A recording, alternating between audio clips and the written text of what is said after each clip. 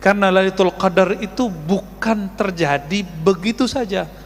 Masa orang Lailatul Qadar cuma ingin dapat Lailatul Qadar malam 27 terus tidur di masjid?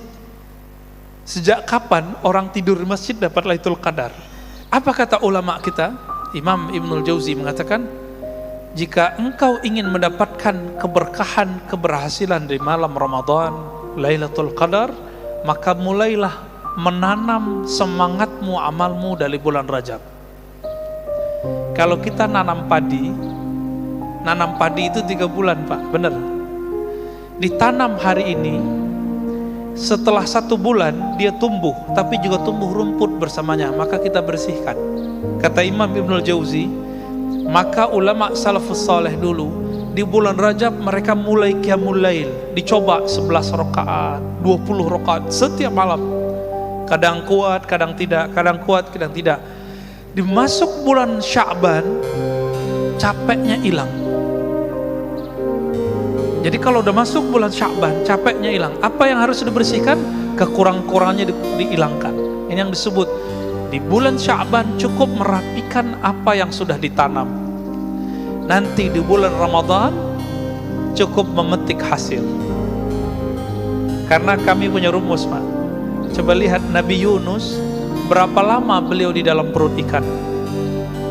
40 hari. Apa yang dia baca? La ilaha illa anta subhanaka inni kuntu minaz zalimin. Dan disebutkan di Quran, kalau bukanlah Zunnun, Nabi Yunus itu minal musabbihin, dari orang yang banyak zikir, tentu dia akan terkubur di sana sampai kiamat. Maka jika ingin kolbu ini tidak mati, tidak terkubur, coba amalkan zikir ini Pak.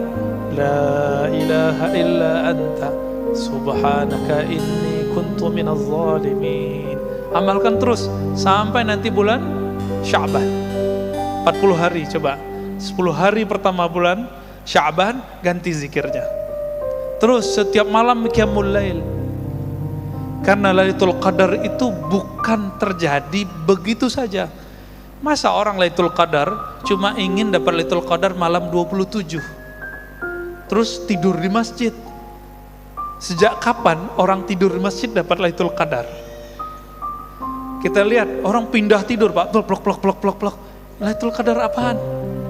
Nanti jam 2 bangun, Lailatul Qadarnya udah lewat, jam 12 udah lewat.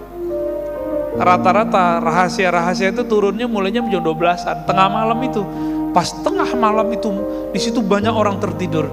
Di saat tertidur itulah Allah lihat, Allah pandang kalbu yang masih hidup. Innallaha yanzuru ila qulubikum. Allah pandang kalbu yang hidup. Jadi coba Pak, latihan mulai malam ini. Coba kalau bangunnya agak lebih awal, jam 3. Nanti sampai jam 4 rehat sebentar. Jadi 1 jam beramal. Itu dahsyat itu. Kalbunya akan luar biasa. Orang yang setiap hari jalan cepat setengah jam, jantungnya sehat. Benar gak? Maka disebut dengan senam jantung. Kenapa kalau dokter yang ngomong, ayo bapak ini punya masalah jantung nih, jalan cepat setiap hari setengah jam, kenapa patuh? Padahal tubuh ini bakal kita tinggalkan. Kenapa kalau dokter yang ngomong, buya yang ngomong, syekh yang ngomong, kiai yang ngomong, ustadz yang ngomong gak mau diamalkan? Apa masalah kalbu kita ini? Apa kata guru kita? Apa kata syekh kita? Apa kata nabi kita?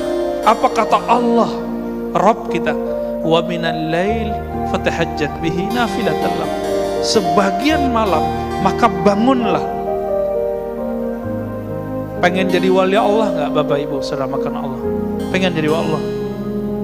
Serius? Ingin jadi wali Allah? Bangun tahajud. Hanya itu maharnya, gak ada lagi. Mahar jadi kekasih Allah di saat orang sibuk untuk memanjakan tubuh, dia sibuk memanjakan rohnya, kalbunya. Hubungan kita dengan Allah itu hubungan kita dengan roh. Kenapa? Allah menyebut wa nafakhtu fihi min ruhi. Aku tiupkan rohku kepada tubuh manusia. Allah menyebut rohku, roh milikku. Oleh karena itu, ketika orang meninggal yang dibaca innalillah, itu sebenarnya kebahagiaan bagi roh orang mukmin. Kenapa? Dia pulang kampung. Saya mau tanya Pak, yang orang yang bukan orang sini senang nggak pulang kampung? Senang.